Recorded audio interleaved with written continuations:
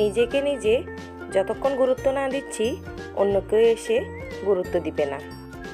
কোনো জায়গায় গিয়ে নিজেকে গুরুত্বহীন মনে হলে আস্তে করে সরে পড়বেন। আসসালামু আলাইকুম, আমি কোহিনুর মুন, চানগাঁ আবাসী, চট্টগ্রাম থেকে। দূরে কাছে সবাইকে স্বাগত জানিয়ে our activity and blog channel থেকে আরেকটি ভিডিও নিয়ে হাজির হয়ে গিয়েছি। আশা করি সবার অনেক ভালো লাগবে। প্রিয় ভিউয়ার্স, আমার গত ভিডিওতে বলেছিলাম আমরা 31st নাইটে পিকনিক করেছিলাম কিছু প্রতিবেশী মিলে। তো ওখানকার যে চিকেনটা ম্যারিনেশনে রেখে দিয়েছিলাম সকাল থেকে, এটা হচ্ছে সন্ধ্যাবেলার ভিডিও। তো আমার চিকেনগুলো দেখেন মাশাল্লাহ কত সুন্দর গ্রিল হয়ে গিয়েছে। এখানে তরতাজা গরুর মাংসটা আমি হাত মেখে বসিয়ে দিব লাকড়ির চুলায়। পিকনিক মানেই হচ্ছে বনভোজন, খোয়াবাতি। তো সেটা ঘরের চুলায় রান্না করলে তেমন একটা ফিল করা যায় না। আমরা যে পিকনিক করছি ছাদে সুন্দর মতো লাকড়ির চুলার ব্যবস্থা করেছি, 2টা চুলাতে বসিয়ে দিয়েছি। ছোটোখাটো একটা অ্যাক্সিডেন্ট হয়ে গিয়েছে, গরুর মাংসের ডেক্সিটা একটু উল্টে গিয়েছিল। যাই হোক, বেশি একটা লসে পড়ি নাই। যেখানে যাই না কেন রান্নার দায়িত্বটা সবসময় আমার ঘাড়েই পড়ে। এখানেও ব্যতিক্রম কিছু না, রান্নাবান্না সব প্রায় শেষ। বাচ্চারা এখন 31st নাইট উপভোগ করছে। আমরিন এবং আলেসা ওরা ডান্স করছিল।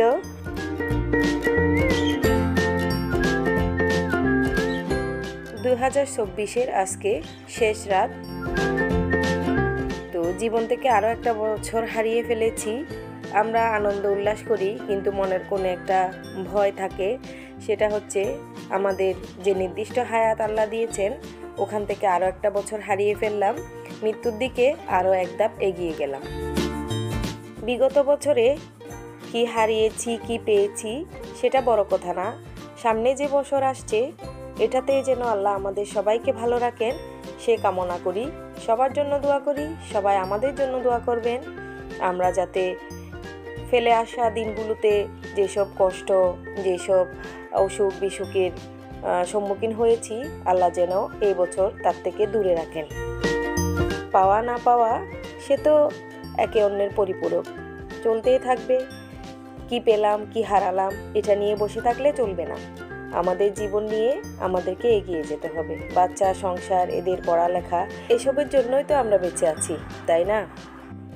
আমার আশেপাশে এবং আমার জীবনের সাথে জড়িয়ে যারা আছেন আমি বড় ভালোবাসি তাদের জন্য সবসময় আমার দোয়া থাকে এবং আশাও থাকে যে মরার আগ পর্যন্ত যেন তাদেরকে আমি আমার আশেপাশে সবসময় পাই।